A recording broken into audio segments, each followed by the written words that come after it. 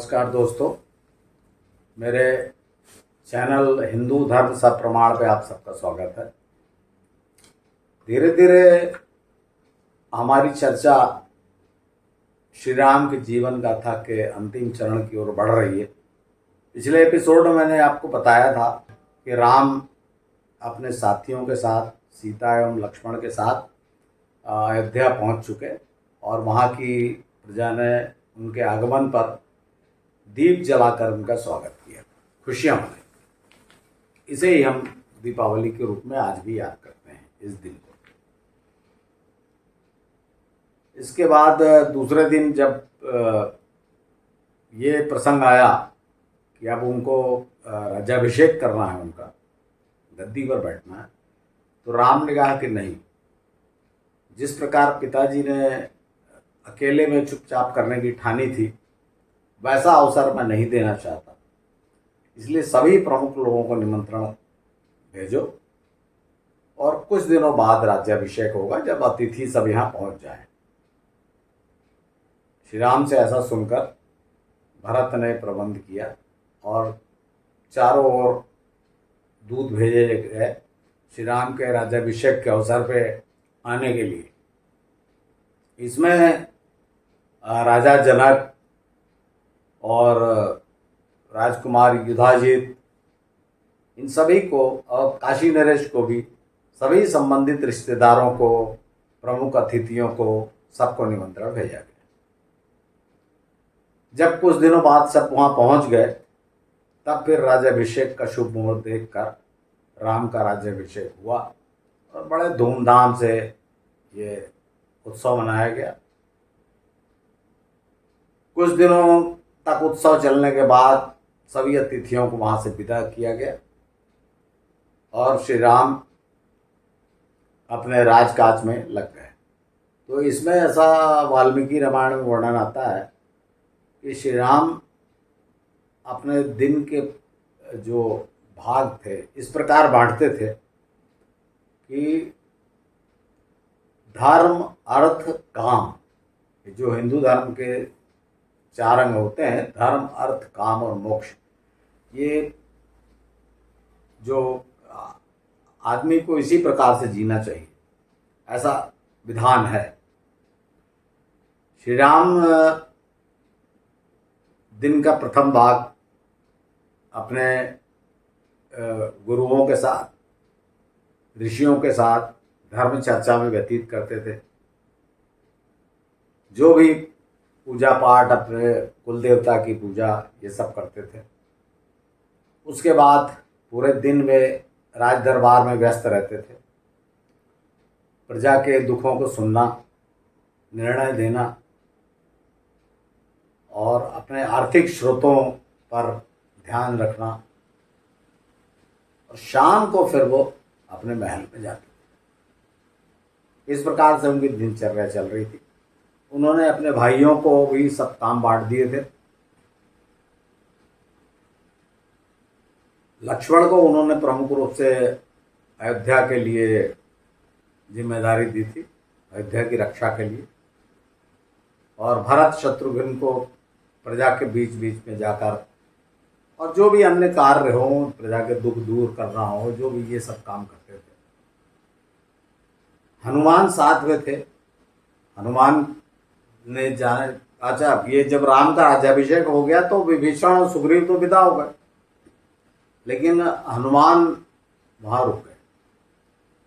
उन्होंने सुग्रीव से आज्ञा ले ली और राम की सेवा में ही रहने लगे। एक प्रकार से वे राम के व्यक्तिगत सुरक्षा में प्रमुख थे। इस प्रकार से काम का सबका बंटवारा हो गया और अच्छा राजकाज चलने लगा। अयोध्या में चारों ओर सुख शांति, या आपने सुना होगा ना, दैहिक दैविक भौतिक तापा, राम राज काहू ही नहीं व्यापा।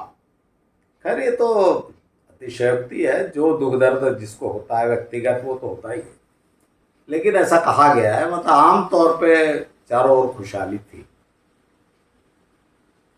2-3 माह मुश्किल से इस प्रकार बीते क्योंकि आप देखेंगे राम के जीवन में कहीं पे बहुत सुख शांति या बहुत खुशियां जिसको बोलते हैं वो बहुत है नहीं, मुझे दिखी नहीं। अगर प्रारंभ से ही आप देखिए तो आगे भी देखिए, ऐसा नहीं है कि हो गया यहाँ पे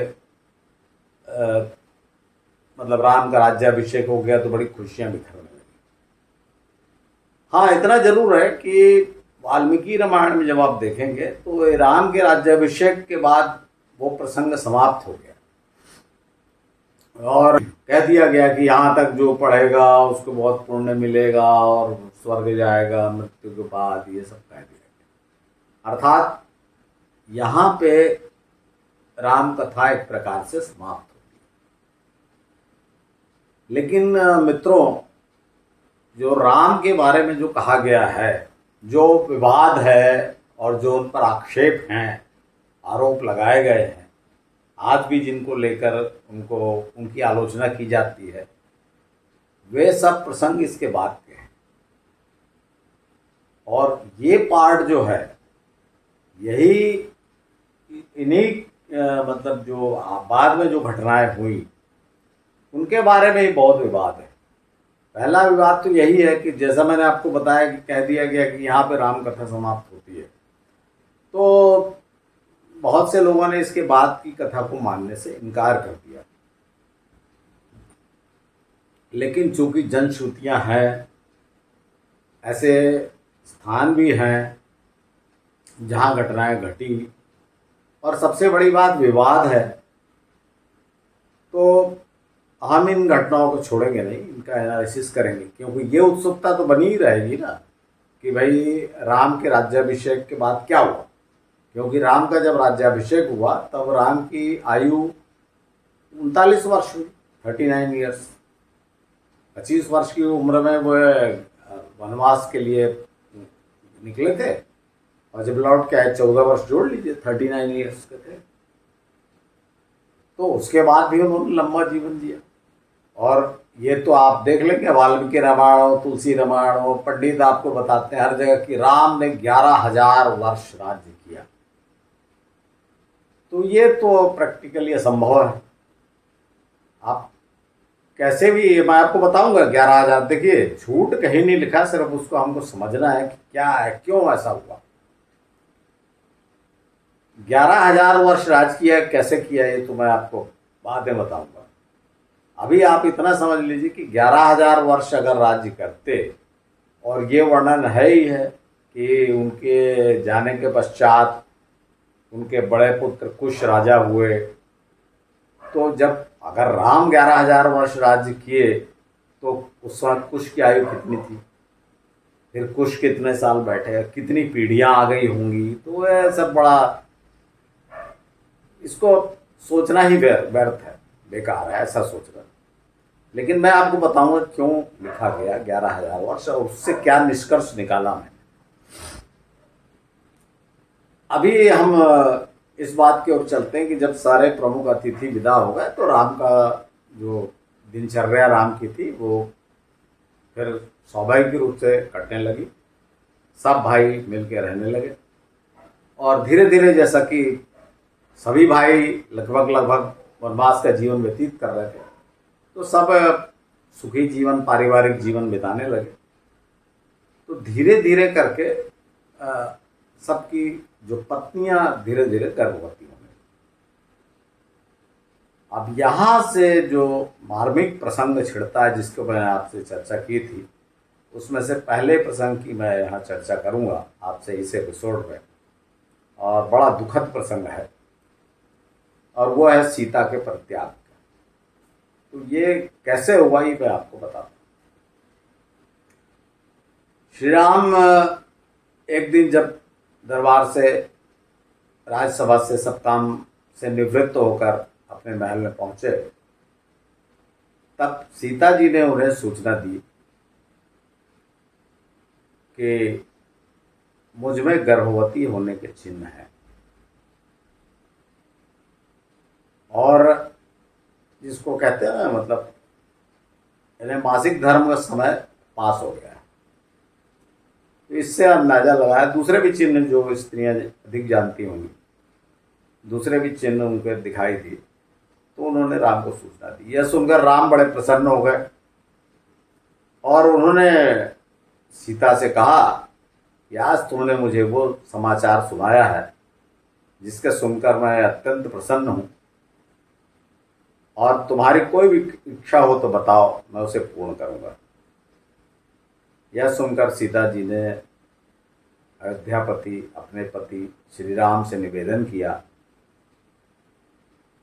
कि मुझे वन में जो ऋषि मुनियों के कुटिया में हमने समय व्यतीत किया उसकी बहुत याद आती है, और चूंकि मैं गर्भवती हो चुकी हूँ इसलिए कुछ समय पश्चात तो मैं नहीं जा पाऊंगी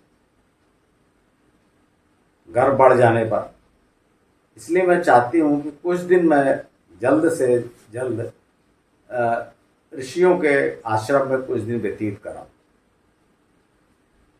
यह सुनकर राम ने कहा कि ठीक है, तैयारी कर लो, मैं कल प्रातःकाल ही तुम्हारे जाने की व्यवस्था कर देता हूँ। लक्ष्मण को मैं आज्ञा दे देता हूँ, लक्ष्मण तुम्हें ले जाएंगे।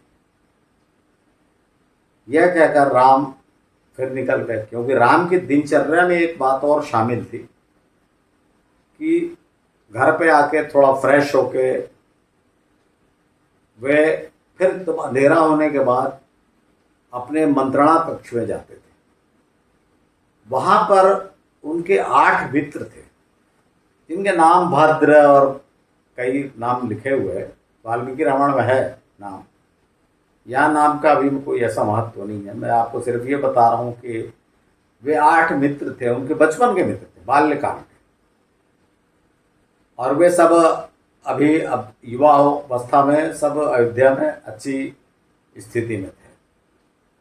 कोई बड़े सरकारी पद पे था, शासकीय पद पे, कोई धन संपन्न श्रेष्ठी था, व्यापारी था, कोई बड़ा किसान था। इस प्रकार सब 8 थे। तो अलग अलग वर्ग में होने के कारण उन्हें सब सूचनाएं प्राप्त होती रहती, और वे लगभग प्रतिदिन संध्या काल में इसी प्रकार अंधेरा होने के बाद राजमहल में आते थे और राम से मिलते थे। अधिकतर लोग तो रात में आने के कारण उनको पता भी नहीं चलता था, और जिनको पता चलता था वे सब जानते थे कि ये राम के बाल्यकाल के सखा हैं, तो आते होंगे गप मारने। और यही राजमहल में भी सब लोग समझते थे, सीता भी यही समझती थी। तो जिस दिन ये घटना घटी कि सीता ने बताया राम को कि मैं गर्भवती हूँ, उस दिन राम जब अपने मंत्रणा कक्ष पहुंचे तो उनके 8 मित्र उनका इंतजार कर रहे थे। तो वहाँ कहानी किस्से सुनाए गए, क्योंकि ये सब सुन के राम का मन हल्का हो जाता। दिन भर की जो व्यस्त दिनचर्या के बाद उनको अच्छा लगता था। तो इसके बाद वे सब एक दूसरे किस्से सुनाकर प्रजा का हालचाल राम ने पूछा। वे बताने लगे कि आपके चारों ओर जय जयकार होती है, लोगों के बीच में यही चर्चा है कि हमारे राजा ने किस प्रकार एक बहुत बड़े राजा को हराया। तो राम ने उनसे कहा कि देखो भाई, प्रतिदिन आके आप लोग यदि केवल मेरी प्रशंसा का समाचार दोगे तो मुझे कोई फायदा नहीं है आपसे बात करके। मैं चाहता हूं कि अगर मुझे मेरी आलोचना होती हो, राज्य की कमियों की वो भी प्रजा बात करती हो, तो वे सब सूचनाएं भी मुझको दो, जिससे मैं उनमें सुधार कर सकूं। नहीं तो केवल प्रशंसा और चाटुकारिता से कोई फायदा नहीं। और आपसे जो मैं आशा करता हूं कि आप सब मुझे वास्तविक सूचना देंगे। यह सुनकर कुछ देर तो सबने मौन धारण कर लिया। फिर उनके जो प्रिय मित्र थे भद्र, उन्होंने कहा कि प्रभु, आपके नाम से बस एक ही समस्या है कि आपके नाम पर बहुत अपवाद फैल रहा है। अपवाद मतलब बदनामी, आपकी बहुत बदनामी हो रही है। तो राम ने कहा, क्यों, मेरी बदनामी क्यों हो रही है? तब उस मित्र ने कहा कि जनमानस में, आम लोगों में यही चर्चा है कि राम ने सब ठीक किया, बड़ी वीरता दिखाई, लेकिन शत्रु, और वो भी रावण जैसा कामी राजा, उसके घर में रही हुई अपनी स्त्री को वह साथ में लिया, और वो भी जो लंबे समय तक रही हो। अब शास्त्र मर्यादा के अनुसार यह सर्वथा अनुचित है, तो राम ने काम के वशीभूत होकर ऐसा किया, तो ये हमारे राजा के ऊपर तो कलंक है, ये बात ठीक नहीं है। यह सुनकर राम ने, नहीं, ये भी कहा जनमानस में, ये भी आगे मित्र ने कहा कि जनमानस में ये भी बात है कि अब अगर राजा ही हमारा ऐसा कर रहा है कि 1 वर्ष तक शत्रु के घर में निवास की हुई स्त्री को ले आता है, तो फिर हमारी स्त्री अगर एक रात्रि भी हमसे बिना पूछे दूसरे के घर में रह जाए तो हम तो कुछ नहीं कर सकेंगे। जब राम ने अन्य मित्रों से पूछा कि ये भद्र जो कह रहा है ये सही बात है क्या, तो सभी मित्रों ने सहमति में सिर हिलाया कि हाँ प्रभु, आपके विषय में ऐसी ही चर्चाएं हैं। यह सुनकर राम बहुत अत्यंत उद्विग्न हो गए और उन्होंने अविलंब सभी मित्रों को वहां से विदा कर दिया। उसके बाद उन्होंने, जो द्वारपाल रहते हैं, प्रतिहारी रहते हैं, उनको भेजकर अपने सभी 8 अमात्य जो थे, उनके ब्राह्मण ऋषि थे, जो मैंने आपको बताया था, वशिष्ठ, वामदेव, ये सब थे, जाबाली, सबको बुलवाया और उनसे इस बात की चर्चा की कि मुझे पता लगा है कि मेरे विषय में बहुत सीता को लेकर अपवाद फैल रहा है, क्या आपने भी ऐसा कुछ सुना है?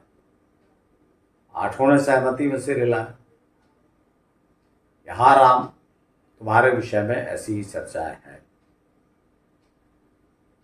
तो राम ने कहा कि भाई, ये आपने अगर ऐसा सुना तो मुझे बताया क्यों नहीं, और दूसरी बात यह है कि फिर मुझे क्या करना चाहिए। यह सुनकर उन 8 अमात्यों ने कहा कि राम, तुम्हारा और सीता का अगाध प्रेम देखकर, और तुमने, सीता ने जो 14 वर्ष तक वन में घोर कष्ट सहे, उनके कारण हम तुम्हें कुछ नहीं कह रहे थे, लेकिन शास्त्रों के विधान के अनुसार ऐसी स्त्री त्याज्य है। शास्त्रों में कहा गया है कि जो स्त्री अपने पति की आज्ञा के बिना किसी पर पुरुष के घर में एक रात्रि भी व्यतीत करे, उसका अविलंब त्याग कर देना चाहिए। यह सुनकर राम कुछ देर विचार करते रहे, फिर उन्होंने अमात्यों से फिर पूछा कि मैंने सीता की अग्नि परीक्षा ले ली थी, सीता ने अग्नि की शपथ खाकर, पूरे जो उस समय मेरी सेना वहां थी उसके सामने शपथ खाई थी, और यह कहा था कि वो पवित्र है, उसके बाद ही मैं यहाँ लाया हूँ, तो मेरा तो पूर्ण विश्वास है सीता पर। किंतु अगर प्रजा में ऐसी बदनामी फैल रही है तो मैं राज सिंहासन का त्याग कर देता हूं, क्योंकि सीता को मैं नहीं छोड़ सकता। अमात्यों ने कहा कि राज सिंहासन का त्याग करने से तुम्हारा ये कलंक नहीं दूर हो सकता, क्योंकि तुम इक्ष्वाकु वंश के बड़े पुत्र हो, राज सिंहासन पे तुम्हारा ही अधिकार है, और अगर इस तरह से तुमने सीता के कारण राज सिंहासन का त्याग किया तो और कलंक लग जाएगा कि स्त्री के मोह में पड़कर तुम अपने कर्तव्य से च्युत हो गए, ये ज्यादा बड़ा कलंक होगा। इसके अतिरिक्त जो तुम्हारा सीता पर जो पहले का जो कलंक लगा है वो तो दूर नहीं हुआ। रहोगे तो तुम इक्ष्वाकु वंश के ही, भले राजा न रहो। तो ना पहले का कलंक तो दूर हुआ ही नहीं, एक कलंक और लग जाएगा कि स्त्री मोह के कारण इक्ष्वाकु वंश के राजा ने ऐसा किया। यह सुनकर राम अत्यंत चिंतित हो गए और उन्होंने अमात्यों को साष्टांग प्रणाम करके विदा किया। कुछ देर वे उस कमरे में, कक्ष में टहलते रहे और विचार करते रहे कि क्या किया जाए, क्योंकि राज सिंहासन का त्याग करने के बाद भी कलंक तो दूर हो नहीं रहा है बल्कि और बढ़ रहा है। क्या करना चाहिए? इसके अलावा उन्होंने एक बात और सोची, आज अगर सीता पे ये कलंक है तो कल को जब मेरी संतान इस संसार में आएगी तो ये कलंक तो वो लेकर ही पैदा हो, लोग उसे भी बदनाम करेंगे। तो क्या किया जाए? अंत में राज्य के, कुल के, अपने और सीता के, सबके हित में उन्होंने यह निर्णय लिया कि सीता का त्याग कर देना ही उचित होगा। अब यहां पर देखिए, ज्यादा जो राम का जो आलोचना राम की जाती है वो इसी बात पर कि गर्भवती स्त्री का उन्होंने त्याग कर दिया। अब इसको आप जो मैंने बताया उस दृष्टि से देखिए, एक राजा अपने दुश्मन के यहां रही हुई स्त्री को अपना लिया तो प्रजा में बात फैलेगी। आज भी आप सोच कर देखिए, जितने आलोचक हैं, मैं नहीं कहता, मैं भी बोल रहा हूं कि सही नहीं है, लेकिन क्या करना चाहिए वाली बात पर भी तो सोच के देखिए। आज भी ऐसे कितने लोग होंगे, कितने ऐसे उदार हृदय के पुरुष होंगे समाज में कि जिनकी स्त्री को अगर कोई गुंडा अपहरण करके ले जाए तो अब महीनों के बाद, छोड़ने के बाद वो इसे स्वीकार कर ले और उसका जीवन सामान्य रहे। ऐसा हो सकता है? और यहाँ तो सिर्फ जीवन सामान्य रहने की बात नहीं है, राजगद्दी का उत्तराधिकार, बहुत सी बातें आएंगी कि अगर इस तरह से रहने लग जाओ तो जो पुत्र पैदा होगा वो राज सिंहासन का अधिकारी होगा या नहीं होगा, बहुत सारी बातें होंगी। इसलिए उस समय के हिसाब से, आज के कानून के हिसाब से आप मत सोचिए इसको। आज से 7,000 साल पहले के जो परंपराएं थी, सामाजिक मर्यादाएं थी, और ये बात कभी मत भूलिए कि राम को मर्यादा पुरुषोत्तम कहा गया है। इन सब बातों को याद करके फिर आप निर्णय कीजिए। खैर, जो भी हो, रात भर राम उस कक्ष में टहलते रहे। कुछ देर के बाद उन्होंने जब काफी देर हो गई तो उन्होंने अपने भाइयों को बुलवाया और उन्होंने कहा कि मैं आपको एक ऐसा अपना निर्णय बताने जा रहा हूं जिसमें आपको कोई भी आलोचना करने का या विरोध करने का अधिकार नहीं होगा, क्योंकि ये मेरी आज्ञा है। सब भाई बड़े अचंभित हो गए कि ऐसी कौन सी बात है कि वो सीधे निर्णय सुना रहे हैं बिना हमसे बात किए। तो उन्होंने पूछा कि नहीं, आप तो राजा हैं, आप तो बताइए क्या करना है हमें। तो उन्होंने बताया कि मुझे और सीता को बहुत बदनाम किया जा रहा है प्रजा में। जो सीता एक वर्ष करीब रावण के अधिकार में रही लंकापुरी में, इस बात को लेकर तो मैंने निर्णय लिया है राज्य के हित में, कुल के हित में और स्वयं अपने और सीता के हित में कि सीता का मैं त्याग कर दूं। इसलिए लक्ष्मण, कल प्रातः काल तुम सीता को ले जाकर वन में छोड़ दो। यह सुनकर तो तीनों भाई धरती पर गिर पड़े, रोने लगे। ये क्या कह रहे हैं प्रभु? राम ने कहा कि मैंने जैसा कहा वैसा करो, कल प्रातः काल भोर होते ही तुम सीता को ले जाओ। अब तीनों भाई चले गए वहां से, कुछ नहीं कह सके। जब प्रातःकाल हुआ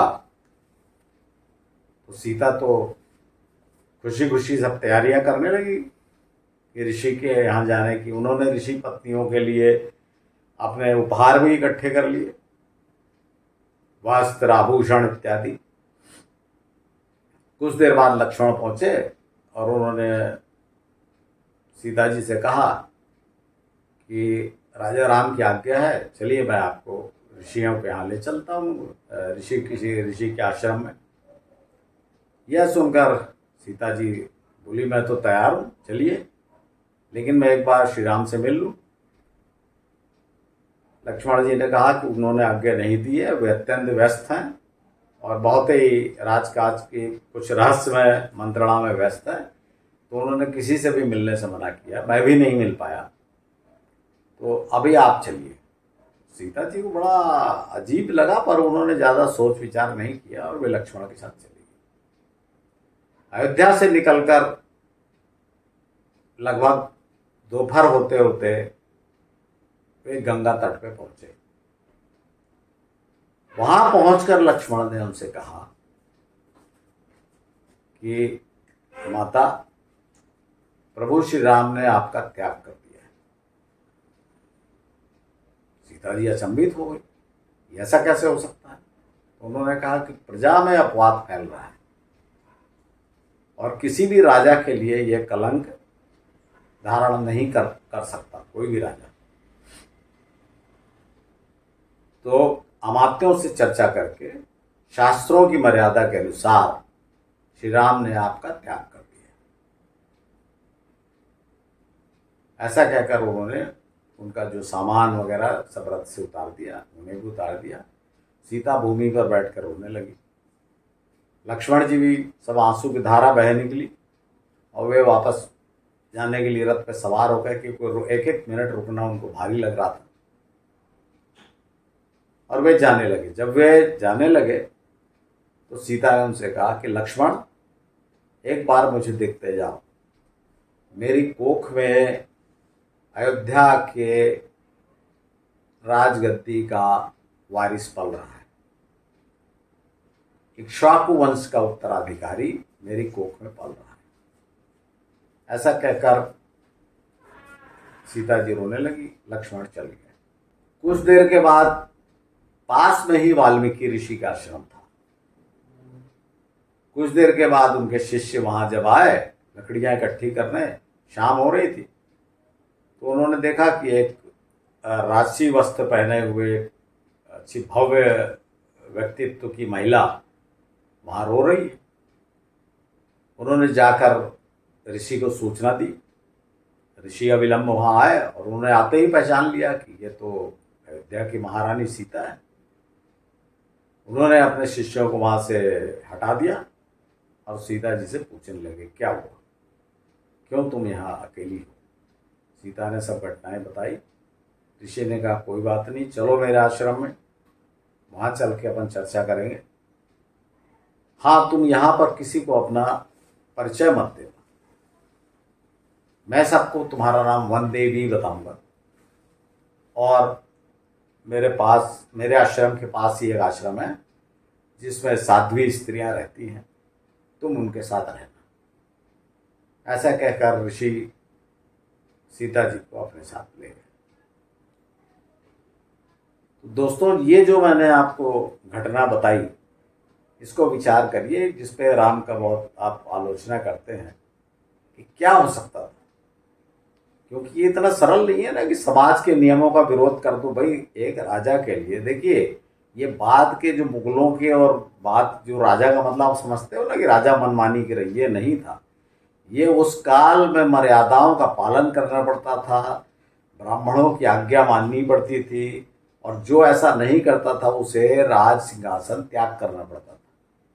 और सवाल सिर्फ राज सिंहासन के त्याग का नहीं था, उसके बाद भी राम पर लगा कलंक नहीं हट रहा था। सीता राम पे लगा कलंक तो हट नहीं रहा था, और उसमें भी बड़ा खतरा यह था कि उनकी संतान पर भी ये कलंक लगता। इसलिए श्री राम ने बहुत सोच समझ कर सीता का त्याग किया। और जो आप बोलते हैं ना कि वन में ले जाके जंगल में छोड़ दिया, जंगल कहाँ छोड़ा? वाल्मीकि ऋषि के आश्रम के पास। कहाँ ये आश्रम? बिठूर, कानपुर के पास बिठूर जो बस्ती है, वहाँ गंगा तट पे आज भी आप जाएंगे, वहाँ वाल्मीकि आश्रम है जहाँ लव कुश का जन्म हुआ बाद में, वो स्थान है, आप उसको देखेंगे। इतना कह के मैं आज का ये एपिसोड समाप्त करता हूँ।